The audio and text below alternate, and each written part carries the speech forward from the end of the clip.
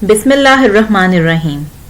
हुजूर नबी करीम सल्लल्लाहु अलैहि वसल्लम ने फरमाया, दुनिया की इब्तिदा से लेकर इंतहा तक कोई फितना दज्जाल के फितने से बड़ा नहीं। अगर वो मेरी मौजूदगी में आ गया तब तो मैं खुद इससे निमट लूंगा, और अगर बाद में आया तो हर शख्स को अपना आप खुद इससे बचाना पड़ेगा। दज्जाल शाम और इराक के दरमियान निकलेगा। ए अल्लाह ताला के बंदों, देखो तुम साबित कदम रहना। इब्तिदान वो दावा करेगा कि मैं नबी हूं, बस तुम याद रखना कि मेरे बाद कोई नबी नहीं। फिर वो इससे भी बढ़ जाएगा और कहेगा मैं अल्लाह हूं। तो याद रखना कि अल्लाह को इन आंखों से कोई देख नहीं सकता। हाँ, मरने के बाद दीदारे बारी ताला हो सकता है। और सुनो, वो काना होगा और तुम्हारा रब काना नहीं। इसकी दोनों आंखों के दरमियान काफिर लिखा होगा, जिसे पढ़ा लिखा और अनपढ़ गर्ज हर ईमानदार पढ़ लेगा। इसके साथ साथ आग होगी और बाग होगा। इसकी आग दरअसल जन्नत होगी और इसका बाग दरअसल जहन्नुम होगा। सुनो, तुम में से जिसे वो आग में डाले वो अल्लाह से फरियाद रसी करे और सूरह कहफ की इब्तिदाई आयात पढ़े तो वो आग इस पर ठंडक और सलामती बन जाएगी, जैसे कि इब्राहिम खलीलुल्लाह अलैहिस्सलाम पर निमरूद की आग ठंडी हुई थी।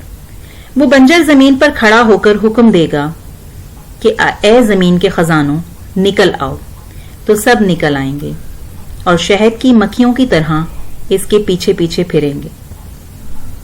ये एक नौजवान को बुलाएगा और उसे कत्ल करेगा और उसके ठीक 2 टुकड़े करके बहुत दूर डाल देगा। फिर उसे आवाज देगा तो वो जिंदा होकर हंसता हुआ इसके पास आ जाएगा। इसका एक फितना यह भी होगा कि वो एक एराबी से कहेगा कि अगर मैं तेरे मरे हुए बाप को जिंदा कर दूं, फिर तो तू मुझे रब मान लेगा। वो शख्स इकरार करेगा। इतने में 2 शैतान इसकी माँ और बाप की शक्ल में जाहिर होंगे और इससे कहेंगे कि बेटे, ये तेरा रब है, तू इसे मान ले। इसका एक फितना यह भी होगा कि वो एक शख्स पर मुसल्लत कर दिया जाएगा। इसे आरे से चिरवा कर 2 टुकड़े करवा दिया। फिर लोगों से कहेगा, मेरे इस बंदे को देखना, अब मैं जिंदा कर दूंगा, लेकिन फिर भी यही कहेगा कि इसका रब मेरे सिवा कोई और है। चुनाचे वो उसे उठाएगा और उससे पूछेगा कि तेरा रब कौन है। वो जवाब देगा, मेरा रब अल्लाह ताला है और तू अल्लाह का दुश्मन दज्जाल है। अल्लाह की कसम, अब तो मुझे पहले से भी ज्यादा यकीन हो गया है कि अल्लाह के सिवा कोई मेरा रब नहीं। हुजूर सल्लल्लाहु अलैहि वसल्लम ने फरमाया, ये मोमिन मेरी तमाम उम्मत से बुलंद दर्जे का जन्नती होगा। हुजूर नबी करीम सल्लल्लाहु अलैहि वसल्लम फरमाते हैं कि इसका एक फितना ये भी होगा कि वो आसमान को पानी बरसाने का हुक्म देगा और आसमान से बारिश होगी। वो जमीन को पैदावार उगाने का हुक्म देगा और जमीन से पैदावार होगी। इसका एक फितना ये भी होगा कि वो एक कबीले के पास जाएगा। वो इसे ना मानेंगे। इसी वक्त इसकी तमाम चीजें बर्बाद और हलाक हो जाएंगी। फिर एक दूसरे कबीले के पास जाएगा जो उसे अल्लाह मान लेगा। इसी वक्त इसके हुक्म से इन पर आसमान से बारिश बरसेगी और जमीन फल और खेती उगाएगी।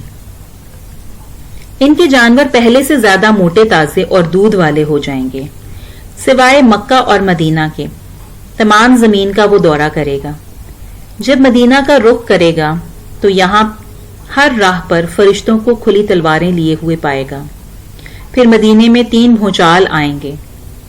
इसकी वजह से जितने मुनाफिक मर्द और जिस कदर मुनाफिक औरतें होंगी, सब मदीने से निकलकर इसके लश्कर में मिल जाएंगे और मदीना इन गंदे लोगों को इस तरह अपने से दूर फेंकेगा जिस तरह भट्टी लोहे की मैल कुचैल को अलग कर देती है। इस दिन का नाम यौमुल खुलास हो।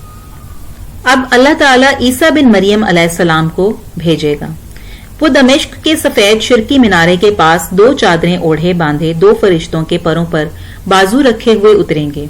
جب سر جھکائیں گے تو پانی کے قطرے مثل موتیوں کے نیچے لڑکیں گے. جس کافر تک ان کا سانس پہنچ جائے گا وہ مر جائے گا، اور آپ کا سانس وہاں تک پہنچے گا جہاں تک نگاہ پہنچے گی. پھر ان لوگوں کے پاس آئیں گے جنہیں اللہ تعالی نے اس فتنے سے بچایا ہوگا. ان کے چہروں پر ہاتھ پھیر لیں گے اور ان کے جنتی درجوں کی انہیں خبر دیں گے. ام شریک رضی اللہ عنہا نے حضور صلی اللہ علیہ وسلم سے پوچھا، اس دن عرب کہاں ہوں گے؟ فرمایا، اولاً تو وہ ہوں گے ہی بہت کم، اور اکثریت ان کی بیت المقدس میں ہوگی. ان کا امام ایک صالح شخص ہوگا جو آگے بڑھ کر صبح کی نماز پڑھا رہا ہوگا. جب حضرت عیسیٰ بن مریم علیہ السلام نازل ہوں گے، یہ امام پچھلے پیروں پر پیچھے ہٹیں گے کہ آپ آگے بڑھ کر امامت کرائیں، لیکن آپ اس کی کمر پر ہاتھ رکھ کر فرمائیں گے کہ آگے بڑھو اور نماز پڑھاؤ، یہ اقامت تمہارے لیے کہی گئی ہے. بس ان کا امام نماز پڑھائے گا. نماز سے فارغ ہو کر آپ فرمائیں گے کہ دروازہ کھول دو. بند دروازہ کھول دیا جائے گا. ادھر دجال 70,000 یہودیوں کا لشکر لیے ہوئے موجود ہوگا، جن کے سر پر تاج اور جن کی تلواروں پر سونا ہوگا. دجال آپ کو دیکھ کر اس طرح پگھلنے لگے گا جس طرح نمک پانی میں پگھلتا ہے، اور ایک دم پیٹھ پھیر کر بھاگنا شروع کر دے گا. لیکن آپ فرمائیں گے، اللہ نے مقرر کر دیا کہ تو میرے ہاتھ سے ایک ضرب کھائے گا، تو اسے ٹال نہیں سکتا. چنانچہ آپ اسے مشرقی باب لد کے پاس پکڑ لیں گے اور وہیں اسے قتل کریں گے.